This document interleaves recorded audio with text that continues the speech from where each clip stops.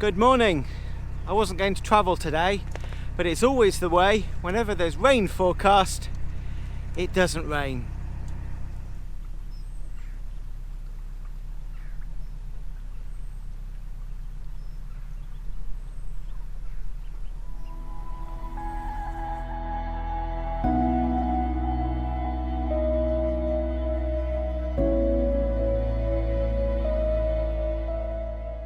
At Great Haywood, I'll leave the Trent Mersey Canal in the rain and join the Staffordshire and Worcestershire Canal. My route curves around Weeping Cross, where to the northwest is the town of Stafford. I'll moor up just around the corner from Stafford Boat Club for the night. Then I'll continue south, neighbouring the busy M6 motorway and through the market town of Penkridge. Winding my way past Gailey Bridge and Hatherton Marina, I'll then moor up just before Moat House Bridge.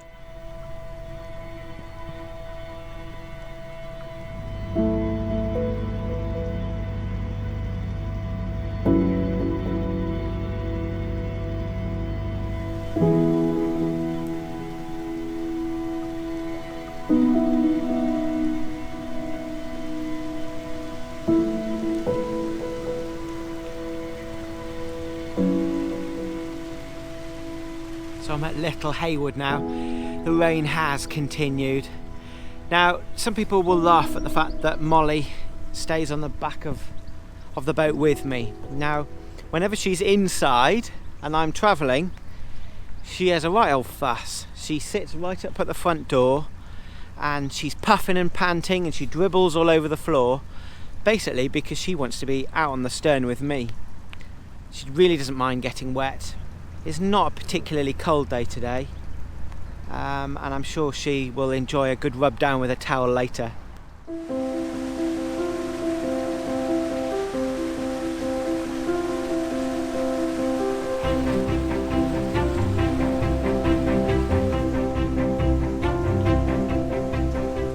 Everything is very damp and all the clothing's wet and Molly's wet and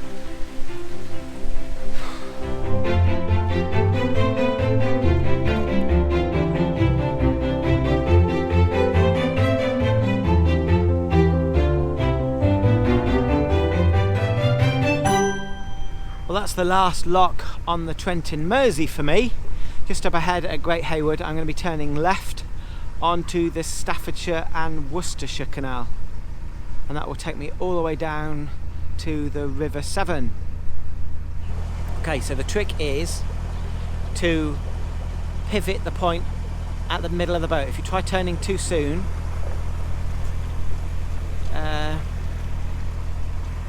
well, no. It's more than a 95-degree turn, I must say. It's more like 100, 110, because it sort of doubles back on yourself. Let's see.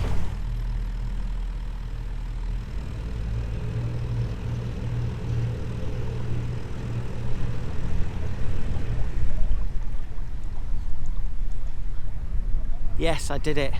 Hard thrust of Alice, and I've been able to swing round and avoid all the Anglo-Welsh narrowboats that are ready to be hired, which are all sticking out in the water, and I haven't touched anything, which I'm really surprised at.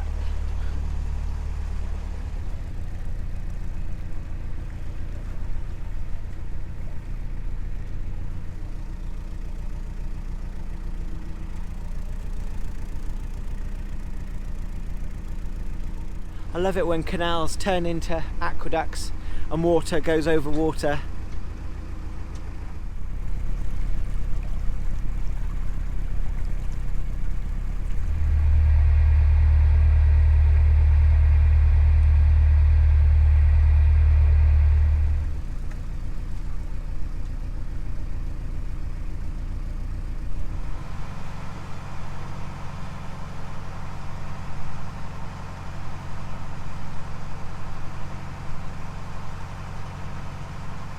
Up until now I've been heading sort of northwest towards Stafford, but just at this corner it now turns with Weeping Cross on the left, the river, and then Stafford on the other side of the valley, and now I'm heading south.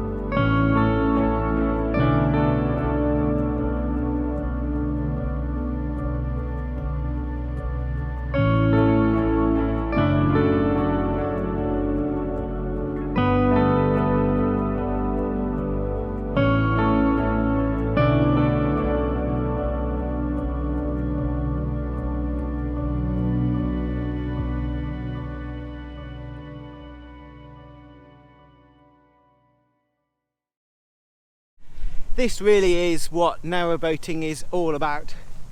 Waking up to fantastic views like this really early in the morning and setting off for a day.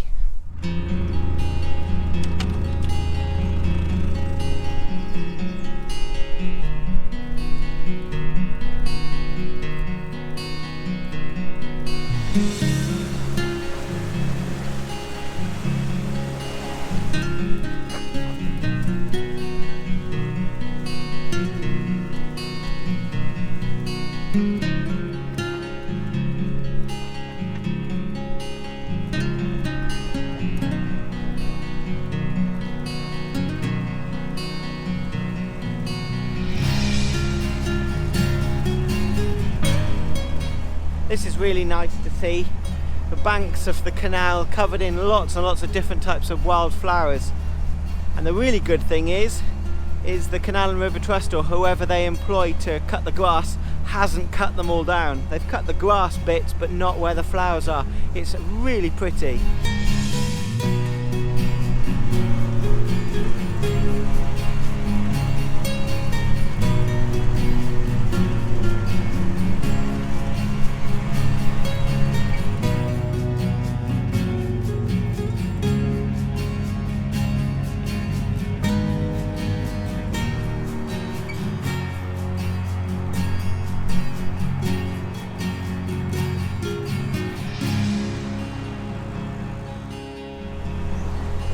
Over the last couple of weeks, I've had quite a lot of comments asking me how I plan my journeys.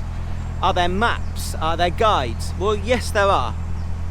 A guide that you will find on a lot of narrowboat holidays is the Pearson Canal Companion Guide. It's a map, it's artistically drawn, and that gives a really good analysis of the canal that you're travelling on. It'll give you all of the bridges and the local amenities and the things of interest to go and look at. I have used those, but I prefer a more of a map style, and I use the Collins Nicholson Waterways guide. There's a whole range of different books. I will include all these books in the description below, but the Collins guides are more ordnance survey style maps, and they give a slightly wider picture around the canals. Important for me whilst I'm driving, because I need to know roads and towns and where I can park the car. So those are the two map type of books. There are lots of others, but those are the two ones that I've used. Now online, whenever I'm planning a journey, I will first of all look at the Canal and River Trust map. I will then look at the Canal and River Trust stoppages map, which gives a good indication of lock closures, maintenance, things where they've had to stop the navigation or stop the towpath. If I want to find out how long it'll take me to get from A to B on a canal, including locks, including flows of river and that sort of thing, I use a website called Canal Plan AC. I'll put a link in the description also. You can put various different locations in, and you can put waypoints and all sorts, and it'll give you a very accurate, I found, time and itinerary. You can print them off, and it'll also integrate with the Canal and River Trust and tell you about stoppages. It's a very good website. And then the last thing I will use is good old Google Maps. I will use the satellite map to zoom in on different areas. Where can I moor? Where has Armco, which is this metal railing? You can just about see that on some Google Maps. Where I can park the car, where I can get the car close to the boat. So I use a mixture of both paper and online maps.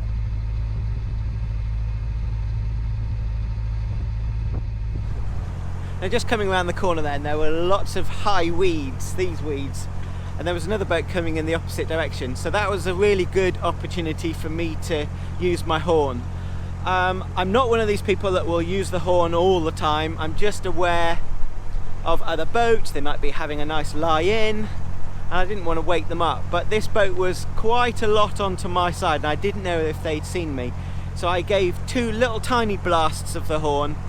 It's not an aggressive blast like a big would, for me, be classed as a bit of aggressive, and I don't want to be that. I just wanted to alert them the fact that I was there, and true enough, they didn't really realise I was there, and as soon as they could hear my horn, they moved over.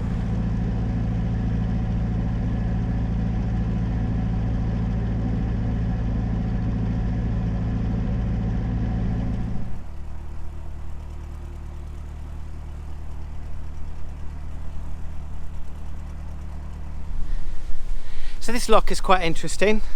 There's no bollard for you to moor up on. So when you're solo navigating and you have to leave the boat in the windy conditions to operate the lock, anything could happen to it. So I've got to keep an eye on the boat as well as the lock on this one.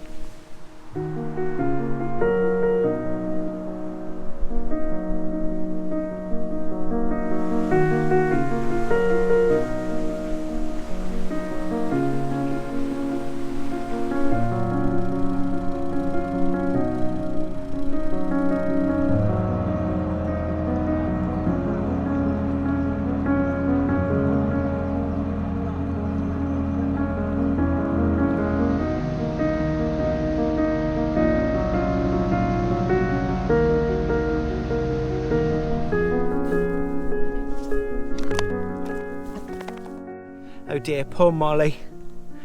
She was lying on the towpath eating a stick, and she just so happened to lie on top of, I think, a wasp's nest. And she started running around. You know when dogs have flies or something that land on them and they sort of go a bit mad? She was running around and there was a wasp on her head and one on her back and one on her leg. They weren't doing anything, they were just sort of sitting there, so I came over and flicked them off. But she ran up and down in a bit of woo! She's perfectly fine. She's just a little bit wary of coming back out on the towpath this evening. Anyway, I've moored up. It's been a long day's cruising today. There were some very dark rain clouds right behind me for most of the afternoon, and I was thinking, shall I moor up, shall I not, shall I moor up, shall I not? And I'm pleased I didn't, because I found this perfect place. She's going over to where the wasps are. Molly, come on! Up this end, they'll only attack you. Yeah, I'll show you them in a second, but I'm pleased I've moored up here. It's extremely quiet, lovely countryside. You wouldn't think that I'm just north of Wolverhampton, but I'm going to moor up here for the night, and I'm going to see if I can get some nice time lapse and probably do some editing and watch a bit of telly. But until next time, see you later.